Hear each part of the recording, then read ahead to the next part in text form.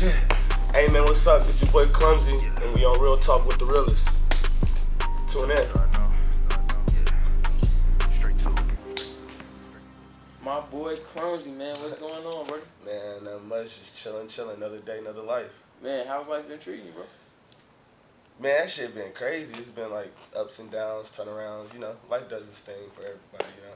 Yeah, I feel it, man. I'm glad you're having a great day today. Yeah. But you know, hey, at the end of the day, I'm alive today. You feel me? And today I live another day to tell a story. Facts. Facts. Man, so I followed you. I've been seeing your work. You're an amazing creator, videographer, director. Yeah, same to you, man. Thank you again. You know what I'm saying? You're doing your thing, bro. But I want to, before we get into everything about that, I want to get a little bit into your personality because I don't know if people follow you, but you do some wild stuff, bro. Like you enjoy life to the fullest, bro. Man, I try to, man. For sure. Die tomorrow, bro. I'm telling you, you gotta live it. Man, so tell me a little bit about yourself, man. What's your background? Where you come from? So I'm a Nashville native, born and raised in Nashville. Shit, I was raised up more on the east side of Nashville, like in Madison area. I spent the most time more out there. Shit, growing up, I was fucking, like my first passion ever was dancing. I used to dance. I used to dance and dance and dance. And I became a dancer through like elementary school and middle school and shit like that. And then high school came around, and then I ran into a friend and I learned more about photography and like, cause I was always into music too and like visuals and like all types of stuff like that, because like it all comes together. And so like, as I was in high school, I started venturing off more into my photography like side and like my visual sides, like my production side of things, and it kind of like really took over. Dang, bro, that's crazy. Like when you got into dance, like what type of dance were you into? Was So it like hip hop? Yeah, like hip hop dancing, like pop locking and stuff like that. But like, I wouldn't dance to like. I mean, I could dance to hip hop music, like of course. But like, I used to dance to like dub stuff and shit like that. Like I used to listen to a lot of dub stuff. Yeah. It's like Skrillex, all them. Like I used to be on that kind of shit. You ever been to a rave? Yes. You look like you've been to a rave. I definitely been to a rave. Man, they be crazy, man. How was the rave? How was it? Man, I ain't gonna lie. It's not like going to your local hood party. Like it's out there. The vibes is great. You ain't gotta worry about. I mean, most of you worry about somebody overdosing. I ain't gonna lie, but you ain't gotta worry about nobody shooting at you. Nothing like that. It's just everybody out there having fun and enjoying each other. Man, that sounds actually lit though. Yeah, ain't gonna lie. Well, minus overdose, but other than that, everything else sounds turn for sure. Man, so seeing that you've been doing that, you got to dancing and everything. So when did you say that kind of like when you met your friend and everything? When did you start taking the photography part a little more seriously? So this is like sophomore year high school, like sophomore year. So like before I even met this friend, like I used to like take little pictures on my phone and like little videos and stuff just to like do it. And then I met this guy named JP. He go by Dead Swag. He had just moved to Nashville from Atlanta, and so he was already like doing the shit. And at the time, he was like popping on Instagram and all this shit. So he was already doing the shit. He had the little T5, and so me and him actually became really good friends because I was the first person he met when he got there. And so we became really good friends. And like as seeing him doing it and me already having like that kind of inside like locked passion in me that needed to be unlocked, he kind of like unlocked that for me. And like made me like really want to take the stuff serious, to like showing me like what it can really do for my life and stuff like that. Okay, so he was like kind of a friend and kind of like yo, woo, and you kind of like locked in. Yeah, it was just like that. It's like even just like us going out together, like shooting shit and just like being in the whole environment just inspired me so much. It was just crazy. And he started with a T5. What was the camera that you started with? T5. Oh, so y'all had the same camera? Yeah, we had the same camera. Like literally, when I met him that year, and then that same Christmas I got a camera. Okay. Yeah, I was like, hell, I gotta get a camera. You were excited for the camera? Hell yeah, I was. Cause at the time, like T5 was like a good camera. You know, like this like years ago. Man, that was definitely like a good top camera. Cause T7 came out now, it was kind of game changing also. Yeah. So now definitely for sure, man. So when you got into the camera and everything, when did you start to see the break? When you started getting introduced to the music part, actually start doing the music videos? So like I was already doing my own thing from high school, like throughout high school. People began to know more about me, this and that, because I've always been like an outgoing person, like embracing myself. But after high school, I found myself in a mishap position, whatever, like homeless, whatever, this and that. But I knew this guy named 645 Young Bands, and me and him was homeless together, like staying in this one building off Jefferson Street, so what we would do is we'd throw parties in this building every weekend. and like I had my camera. So it's like literally throwing those parties and making sure that like my name got out there, and then like seeing like the pictures that I'm taking, like it's more than just like being there and stuff like that and taking the pictures. Like every picture I take, I'm capturing a moment. And at the end of the day, like when I was going through all that, things like mattered to me the most. And so like every image that I was taking, like it meant something. It was like an engravement in life, you know, in greatness, you know. So like I really started to like find like the importance in it, like in that era. And I was like, I gotta be great with this. I'm good at it, and I know I'm good. Countless people are telling me I'm good, and like it makes me feel something, so I'm gonna keep doing it, you know. So it was like when you kind of got the feedback and everything from like everybody seeing your work, and you was like, yeah, like I'm impacting, like, you know, positive. Yeah, like that camera has got me through life, like literally. Like when I didn't have nothing, I could do a quick little $25-$50 shoot. That's money. That's food. That's money for me to get food to eat. Like that camera has literally saved my life, you know, like countless of times. I was about to say, can you speak on it? Because you was talking about how you know, came from being homeless at one point. You know, now you're like, you know what you're doing now. Can you tell me how you ended up going through those trials and tribulations? Literally every day it was like, it made me focus more. Like through those times, I became really in tune with myself. You know, like every day I wake up in this predicament, and I have these things I have to think about. Like, what am I gonna do today? What am I gonna do to get out of this position? I can't live like this forever, you know? I know who I am, and I know I'm great. Why am I here? I've obviously made a mistake, but, like, at the end of the day, can't give up. You just gotta keep going. Like, if you ain't gonna offer yourself, you just gotta keep doing shit, you know? Like, you gotta make a purpose for yourself.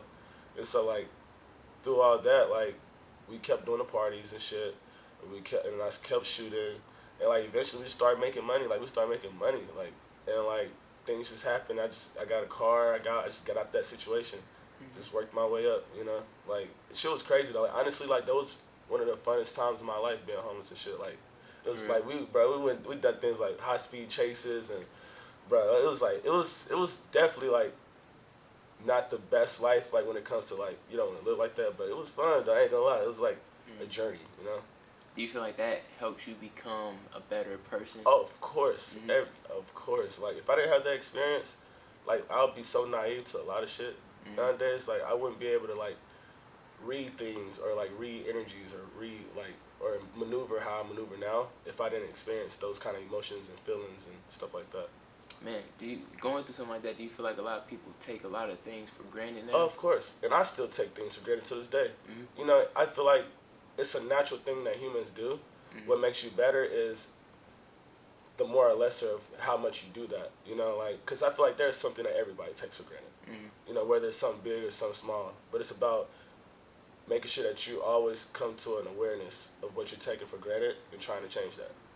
Man, that's deep, bro. For real. Like, I begin like that, man. I gotta take a shot on that one. It's right there on the other side of your lip. All good. Nah, man, for real. No, that's definitely, like, motivating and stuff, though. The fact that you said that, you took that, made it positive, you know what I'm saying? And then you did everything. Because at one point, you said that you ended up selling, like, all your camera equipment and everything, right? Hell yeah. Nah, I didn't sell my. I still got my T5. Yeah, I thought you sold one of your cameras at one point in time, and you had to end up getting it back, or something happened. It was recent on your story. Did I?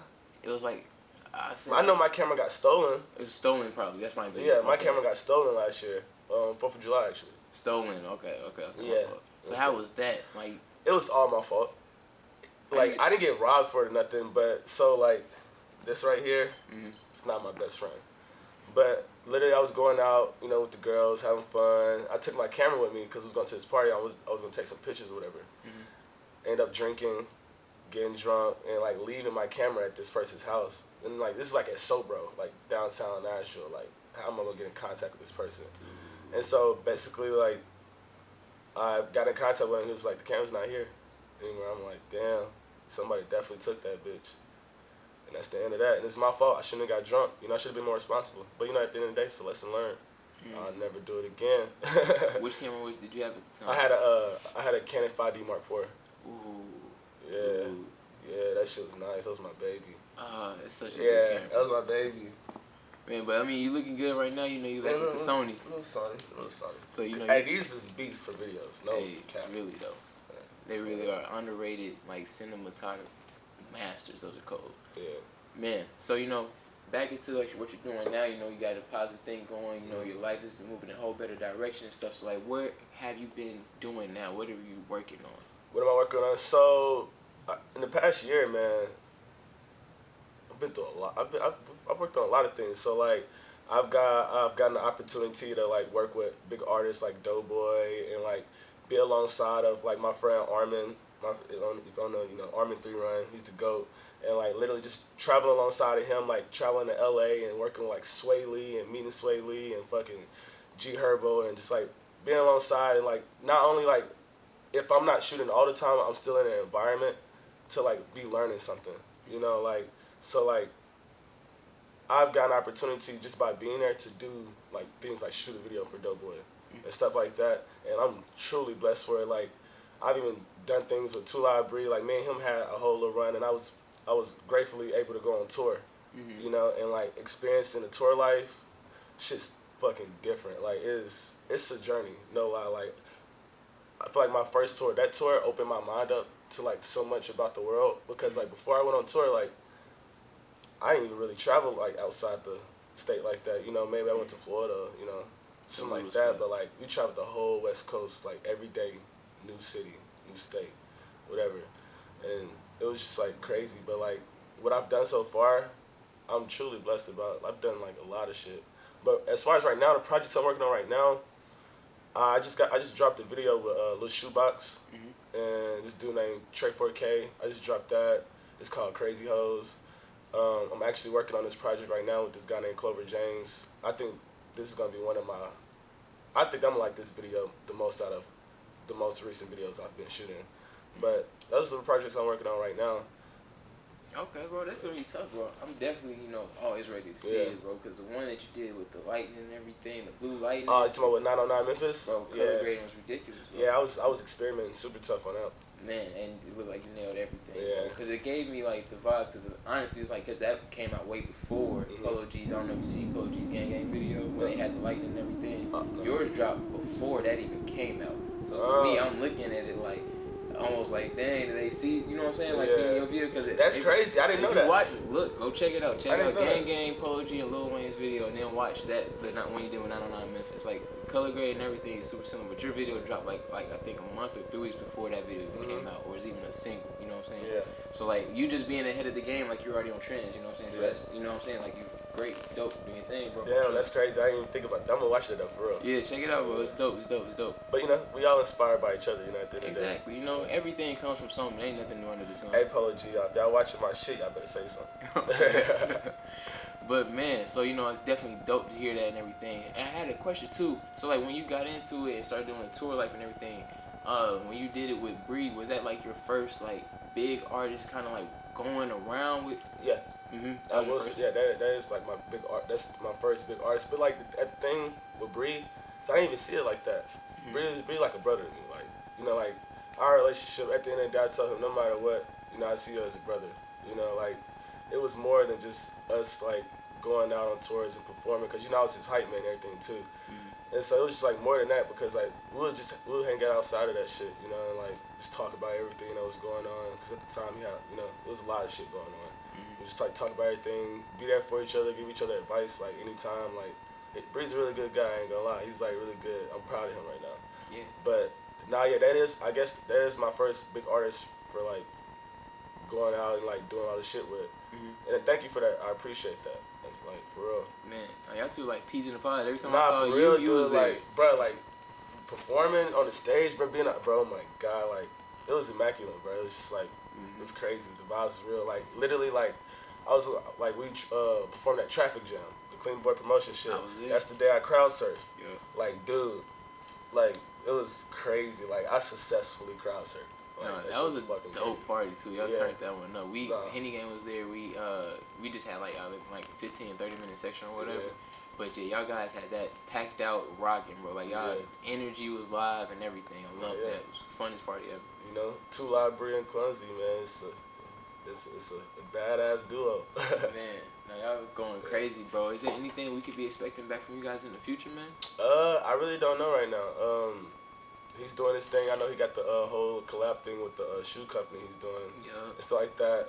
Bree, so like, the time me and Bree met in our relationship, it was during a time where things were kind of like, everything seemed great, but things were kind of like hard in a way, like just dealing with him and his managers and all this other stuff. I won't go too deep in that because you know it's not my business to be telling. Yeah. But he like, so like right now, like all that happened and then he had to get out of all that. Like a transition happened. I don't know if people could tell through social media or whatever, but like a big transition happened.